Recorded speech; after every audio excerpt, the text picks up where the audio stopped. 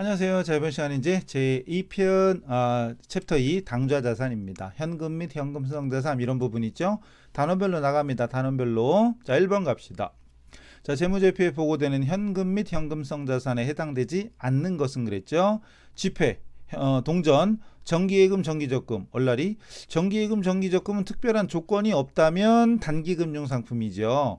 만약에 취득 당시 만기가 3개월 이내 이런 조건이 있다면 현금성 자산이 되겠지만, 여행자 수표도 수표, 그 다음 너무 옛날 거네. 21년 8월 달에 취득했는데 만기가 21년 11월이면 취득 당시 만기가 3개월 이내죠.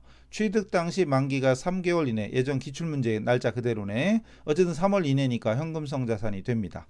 됐죠? 특별한 말이 없으면 정기예금은 단기 금융상품이다. 두 번째, 이런 문제 많이 나옵니다. 이런 문제 잘 나오죠. 현금 및 현금성 자산에 포함되는 금액의 합계. 그 자료가 뭐가 나오냐가 그 문제지. 어쨌든 이런 식으로 나오는 건 시험에 많습니다.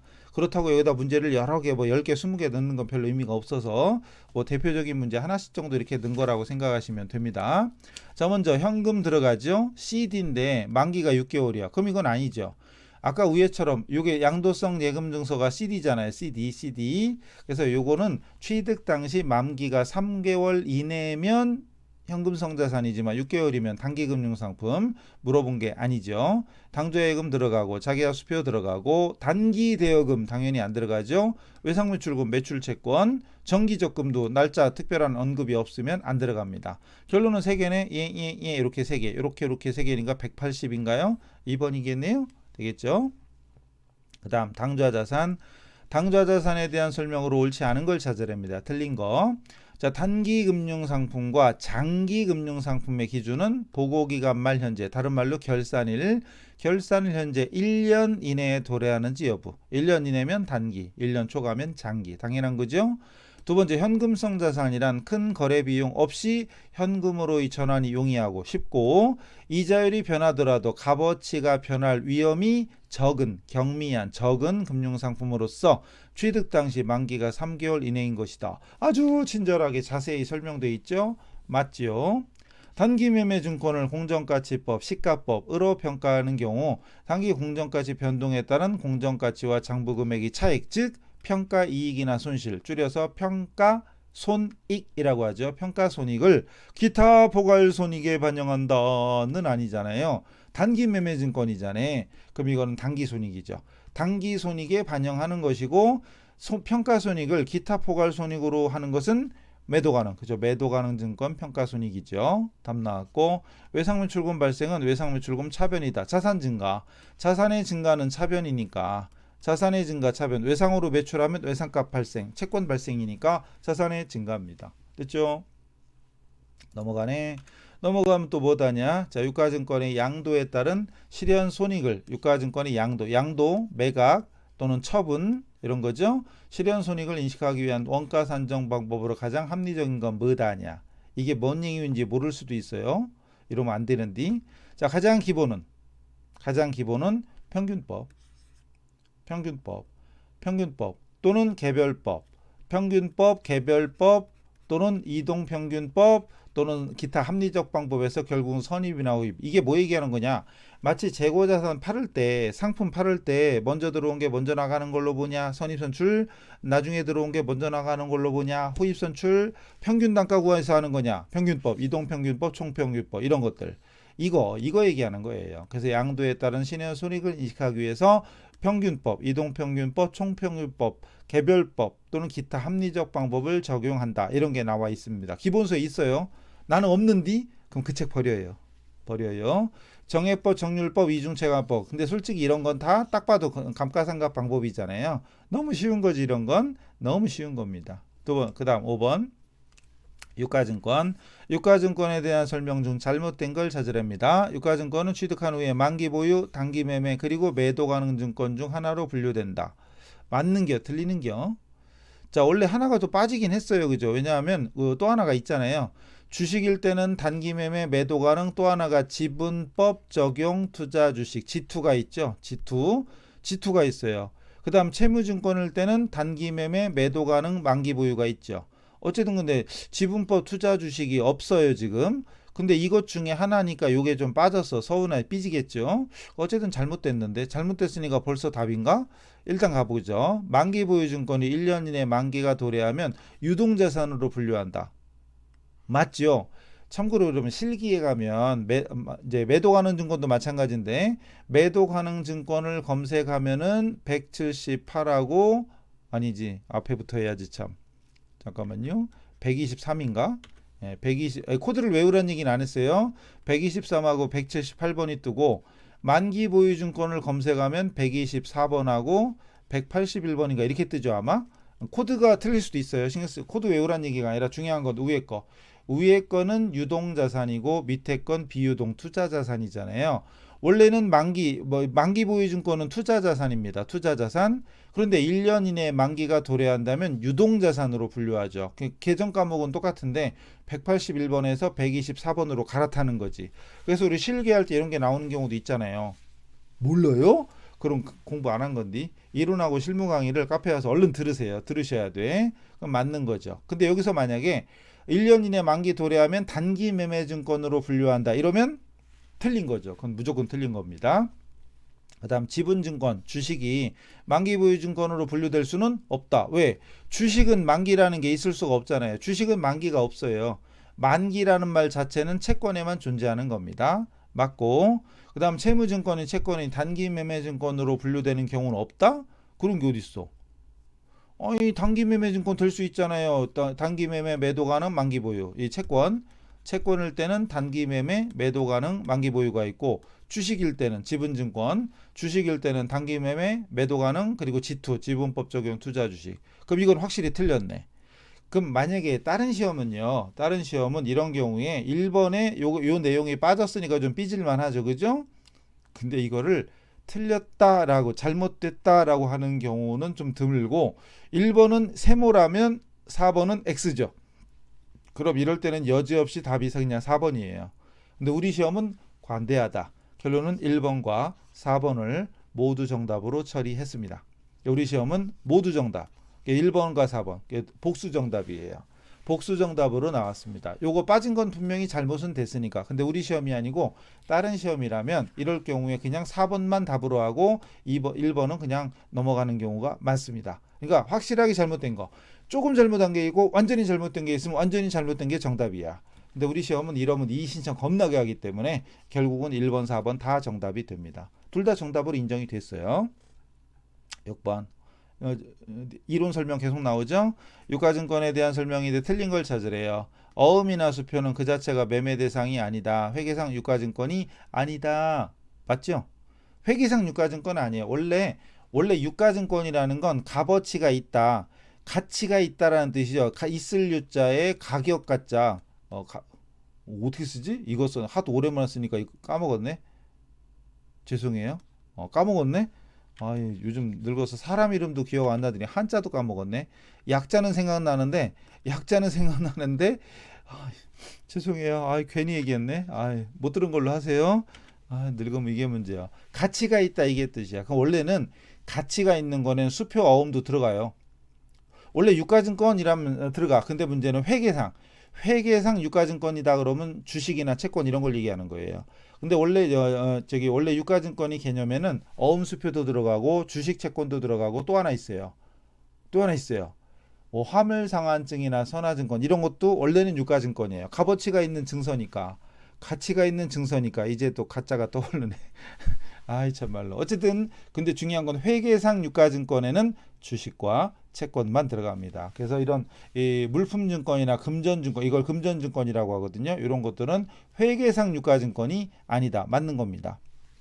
그다음 유가증권은 주식과 채권, 지분증권이나 채무증권, 주식과 사채 이런 것들이 회계상 유가증권 맞고 그다음 단기매매증권 평가손익은 미실현된 거 아까도 나왔죠. 미실현 보유손익이다. 자본이다. 그건 아니지. 단기매매증권 평가손익은 그냥 단기손익이었죠. 단기손익이라는 얘기는 단기의 수익이나 비용으로 처리해라 그 소리고 매도 가능 증권 평가손익은 기타 포괄손익 자본이죠. 그죠? 답 나왔네. 그 다음 단기매매증권을 제외한 유가증권이 취득원가는 취득을 위하여 제공한 대가의 시장가치에다가 부대비용 포함이다. 단기매매증권은 제외라고 돼 있죠. 단기 매매 증권일 때는 왜 수수료가 발생하면 900번대 우리 실기에서 해봐서 알죠. 900번대 수수료 비용 별도의 비용으로 처리하죠. 영업의 비용으로. 뭔 내용인가 알고 있으면 다행인데 뭔 얘기야 씨 이러고 있으면 공부 안 한 게요. 빨리 카페 와서 강의 들으세요. 카페는 저기 화면 오른쪽 밑에 있죠.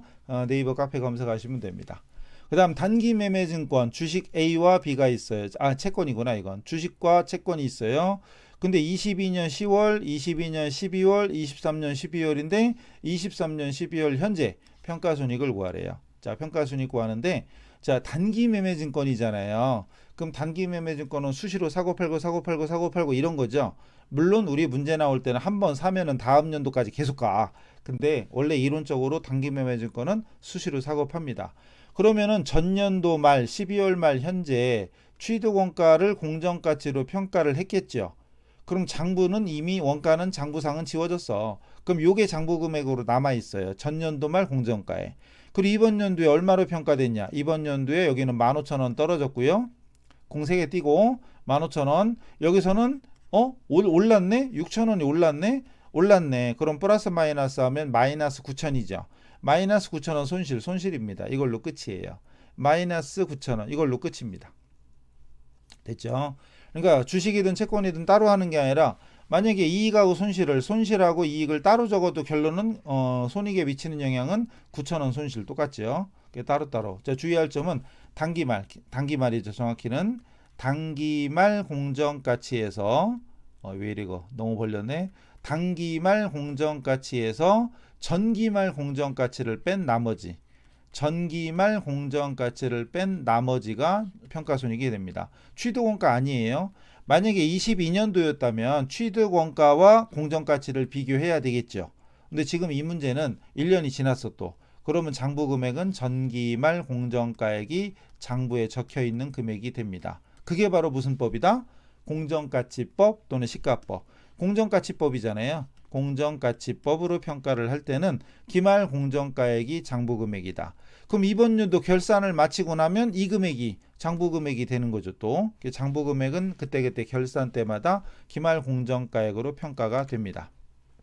그 다음 자 이건 또 뭐냐, 시장성 있는 유가증권이고 단기 매매증권으로 분류하는 경우와 매도 가능 증권으로 분류하는 경우 단기 손익의 차이는 얼마냐. 이거 쉬운 문제 아닌데, 어려운 문제인데 이거 몇 회 나왔었나 모르지만 당연히 나왔던 걸 거예요. 아마 나왔던 걸 거예요. 단기 손익의 차이, 단기 수익과 비용. 22년 7월 달에 1000주를 6,000원씩 매입해서 주당 6,000원씩이면 600만 원인가요? 600만 원 매입했고요. 22년 기말에 공정가치가 7,000원으로 올랐어. 그럼 평가이익이 존재하겠죠. 평가이익이 발생했겠죠. 그럼 주당 1,000원. 주당 1,000원에 1000주 하면 100만 원. 100만 원이 평가이익이에요. 그럼 기말 공정가액은 7,000원씩. 근데 그 중에 6월 30날 전부 7,500원에 처분했습니다. 처분했어요. 그래서 23년도에는 단기 매매 증권이었다면 단기 매매 증권이었다면 자 1000주를 다 팔았잖아요. 1000주 곱하기 7,500원에 팔았는데 장부금액은 전년도 말 공정가액 그냥 7,000원입니다. 전년도 말 공정가액 7,000원. 그리고 뭐 수수료 같은 건 없으니까 이걸로 끝나요. 그래서 단기 매매 증권 처분 이익은 주당 500원이죠. 주당 500원에 1000주니까 50만 원. 50만 원 이익이에요. 그런데 매도 가능 증권일 때는 잘 보셔야 돼요. 원래 과정은 어려운데 정답만 하면 쉬워요. 과정은 어려워요. 밑에 없나? 자, 일단 답만 찾고 볼게요. 우선 매도 가능 증권은 자 1000주잖아요. 지금 1000주를 팔았는데 곱하기 7,500원에 팔았잖아요. 그리고 과정 무시하고 결론적으로만 답을 먼저 구하면 이때 비교 대상 장부 금액은 전년도 말 공정가치가 아니라 최초에 취득했던 6,000원을 적습니다. 결론적으로 답만 구하려면 원가와 처분가액의 차익이에요. 그럼 이게 1,500원이고 1000주니까 150만 원이잖아요. 그럼 150만 원 이익이 됩니다. 그럼 단기로 분류할 때는 50만 원 이익이고 매도로 분류할 때는 150만 원 이익이니까 처분이익이 이것도 처분이익입니다. 처분이익이니까 차이가 얼마다? 차이 나는 금액은 100만 원 차이. 100만 원 차이 난다. 그럼 답이 3번이죠. 8번의 답이 3번이 되겠습니다. 근데 답만 구하려면 이거 쉬워요. 특히 단기는 뭐 고민할 일이 없을 건데 매도 가능 증권은 아마 이 부분이 쉽지 않을 겁니다. 자, 그런데 만약에 위에도 여백이 별로 없고 밑에도 없고 그래도 위에가 좀 여백이 있네.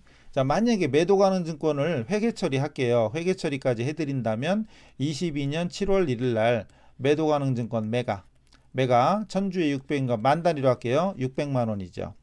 그 다음 22년 기말 12월 31일 날 뭐 공정가치가 상승했어요. 6,000원에서 7,000원으로. 그럼 차변에 매도 가능 증권 100만 원 올랐고 대변에 매도 가능 증권 평가 이익이 100만 원이죠. 이때 주의할 점은 요 매도 가능 증권 평가 이익은 자본입니다. 기타 포괄손익 OCI 기타 포괄손익이에요. 자, 그다음 중요한 건 매도 가능 증권의 장부 금액. 매도 가능 증권의 장부 금액은 저거 600만 원에 100만 원도 하니까 700만 원이잖아요. 700만 원의 평가 이익이 존재합니다. 그 상태에서 23년도에 6월 30날 처분했잖아요. 그러면은 매도 가능 증권 매가가 없어져요. 이때 없어지는 금액은 요거 장부 금액이 700이니까 700이 없어져야지. 그리고 주의할 점 있잖아요. 매도 가능 증권 평가이익을 없애주는 회계 처리.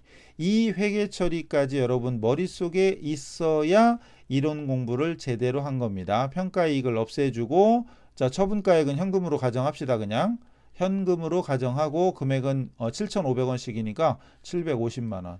그리고 차변이 크잖아요. 차변이 850이야. 대변은 700이고 그럼 대변에 매도 가능 증권 처분 이익 150만 원이 됩니다. 그래서 요건데 매도 가능 증권을 때 이 회계 처리가 여러분 머릿속에 들어가 있다면 아주 훌륭하고 공부를 제대로 열심히 하셨다는 얘기입니다. 이게 들어가 있어야 돼. 근데 지금 뭐 하는 기고 쟤 뭐 하는 기요 아이 신발 찾고 막 이러고 있으면 공부 안 한 거니까 빨리 카페로 오셔서 이론 강의 들으세요. 이론 문제풀이 할 때가 아닙니다. 이거 문제가 몇 개나 있지? 문제 10번 또 있나? 10번까지인가 봐. 얼른 가자. 자, 9번 갑시다. 9번. X1년 10월 1일 날 외상 매출금 잔액이 33,000원이고 매출은 모두 외상으로 이루어졌고 10월 중 38,000원을 회수했어요. 그 10월 말 외상 매출금 잔액은 27,500원인데 매출액은 얼마냐? 자, 이런 거 할 때 가장 쉽고 빠른 건 머릿속에 잽싸게 계정을 그리는 겁니다. 외상 매출금 계정을 그리는 거예요. 이거보다 쉽고 빠른 건 없습니다. 물론 시험장 가서 그리고 말고는 여러분 자유고 머릿속으로라도 그려라 이거지. 이랬을 때 외상 매출금 자산이죠. 자산이니까 증가가 차변이고 감소가 대변입니다.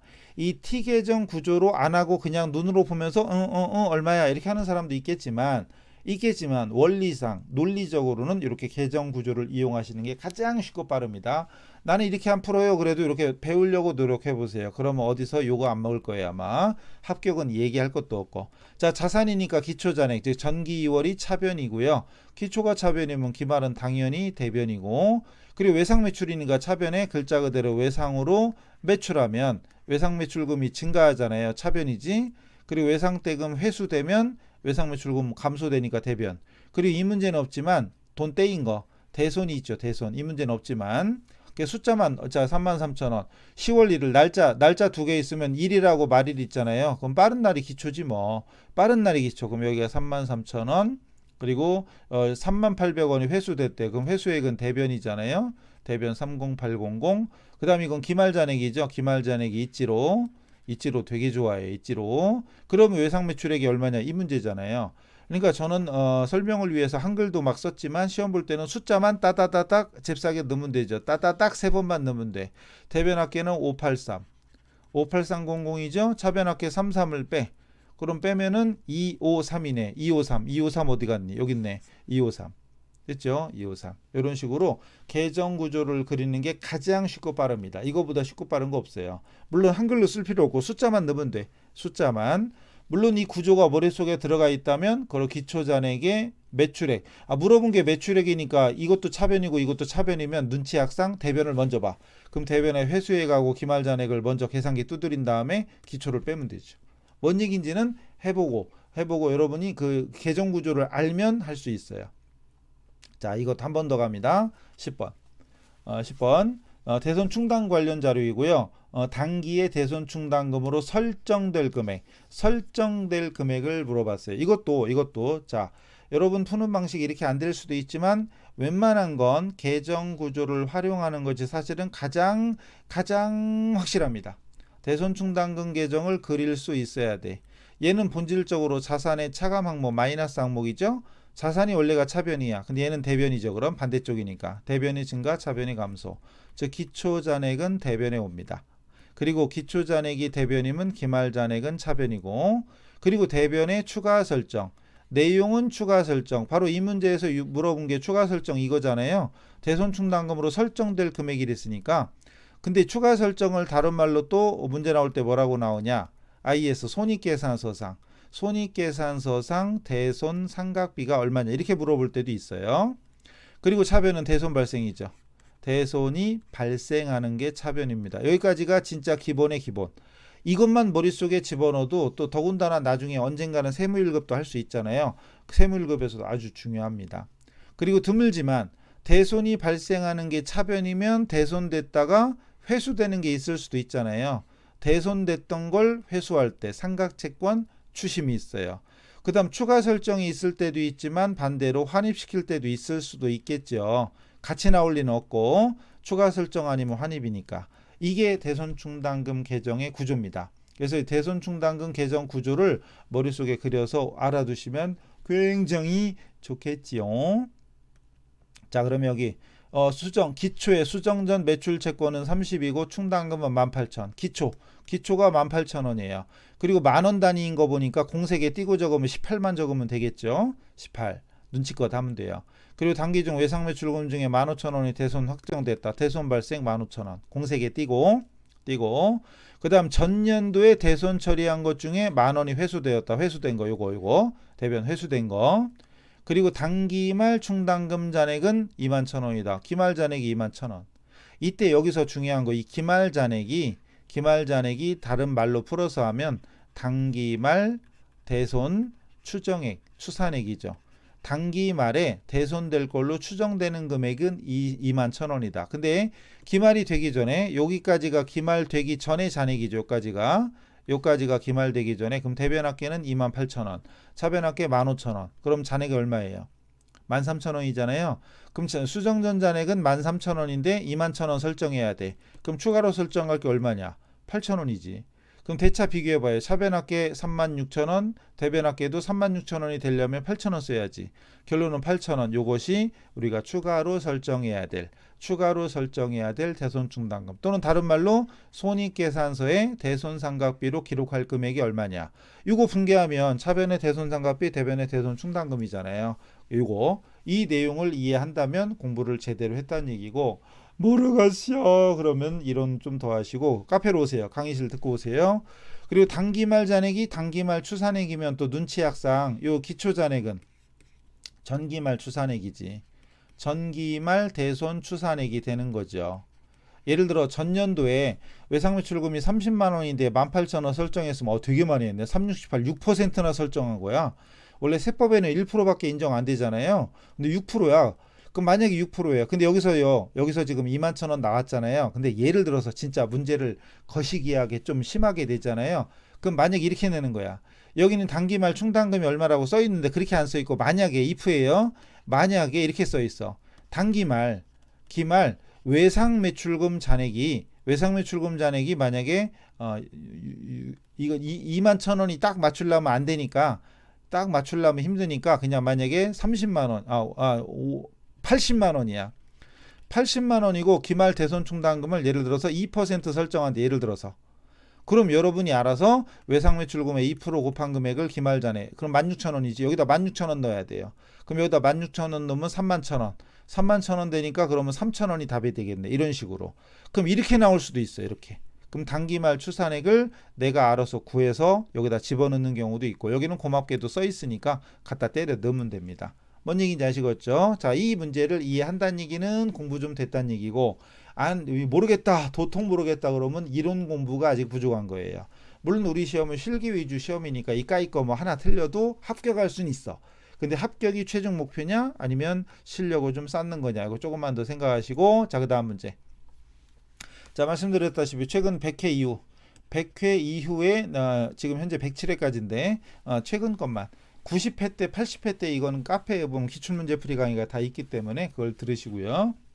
1번 현금 및 현금성 자산에 포함되지 않는 걸 찾으래요. 103회 때 이것도 22년도 문제죠. 미국 달러와 우리나라 원화뿐만 아니라 달러와도 현금으로 바꿔 쓰면 되잖아요. 현금이지, 그죠? 사용 제한이 없대. 보통 예금 아무 때나 인출해 쓸 수 있대. 사용 제한이 있다는 얘기는 아무 때나 찾을 수가 없다는 얘기예요. 근데 이건 아무 때나 찾을 수 있는 거니까 현금성 자산이 되겠죠. 만기가 도래하여 현금 회수가 가능한 어음이래. 자, 원래는 만기 도래했잖아요. 그래서 왜 그 통화 대용증권 중에 규제 기준, 저 강의 기준에 전국 타자가 우송 1만 배 이런 거 있었죠. 우송 1만 배 대 뭐 이런 거. 네, 뭐 이런 거. 옛날 타자 대회에 나가서 상 받고 했었거든요. 우승하면 1만 원은 아니지만 투자 10,000원 가면은 10,000배 주나? 어쨌든 전국 타자가 우송 1만 배 때 그중에 만기 도래하너움 요거예요. 만기가 도래하너움. 전신환 증서, 국고송금 통지서, 타인 발행 수표, 자기압 수표, 가계 수표, 우편 수표, 송금 수표, 일람 출고보험, 만기 이자표, 공사채 만기 이자표 또는 만기된 어음, 배당금 지급 통지서, 대체저금 환급 증서 이런 것들이 통화대운증권입니다. 그래서 만기가 도래한 어음도 현금으로 될 수 있어요. 근데 1년 이내잖아요. 1년 이내 더군다나 대여금이야. 대여금은 현금성 자산하고 아무 상관이 없지요. 됐죠. 그 다음 두 번째 106회. 따끈따끈하죠. 얼마 안 됐어. 2023년 문제인가 본데 현금성 자산 분류되는 걸 물어봤어요. 사용 제한 기간이 있어. 사용 제한 기간이 제한이 돼 있어요. 그러면 현금성 자산이 될 수가 없잖아요. 만약에 이게 3개월이면 어떻게? 3개월이면 그럼 현금성 자산인가? 아니에요. 사용 제한돼 있으면 안 돼. 사용 제한이 안 돼 있어야 됩니다. 아무 때나 돈으로 바꿀 수 있어야 됩니다. 취득 당시 만기가 3개월 이내가 돼야죠. 들렸고 당좌 차월은 단기 차입금으로 처리하죠. 안 됐고 그럼 3개월 이내 돈으로 바꿀 수 있는 조건 3개월 내 현금화 가능한 맞죠? 또 있나? 없는 것 같은데 잠깐만요. 그 다음이 재고자산이 없어요 벌써. 이것도 당연히 많이 나오는 건 별로 없어요. 특히 대손 같은 건 내용도 쉽지 않은데 문제도 자주 안 나와. 자주 나오면 그래도 좀 익숙해지겠지만 자주 안 나오니까 좀 어렵게 느낄 수도 있습니다. 어쨌든 근데 우리가 가급적이면 이론적인 공부를 탄탄히 하면 중요한 건 실기도 도움이 돼요. 이 대손충당금은 실기하고 뭔 상관이 있어? 그래도 상관이 조금 있어요. 그리고 중요한 건 이론 잘하는 사람 치고 실기가 안 되는 사람은 없어요. 근데 이론이 안 돼도 실기를 할 수는 있지만 이론을 잘하면 잘할수록 실기는 거저먹힙니다.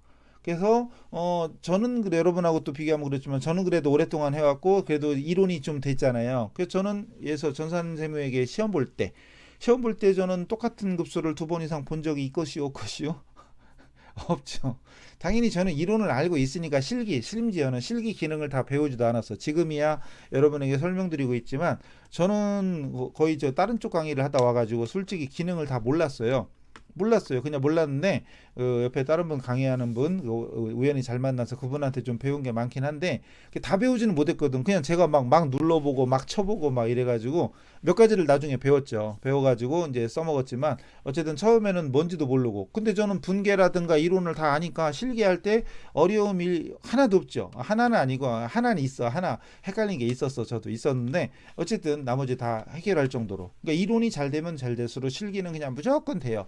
그리고 합격하는 건 걱정도 안 됩니다. 자, 일단 여기까지 해서 당좌 자산까지 마치기로 하고요. 다음 파트가 재고 자산이에요. 다음 파트가 재고 자산이니까 혹시 공부를 진짜 잘하는 분이다. 그러면 재고 자산 편을 미리 한번 교재에서 이론 부분을 한번 읽어본 다음에 보면 더 좋겠죠. 그죠? 자, 그래서 이번 시간 여기서 마치도록 하겠습니다. 다음 시간에 봬요. 제발. 수고하셨습니다.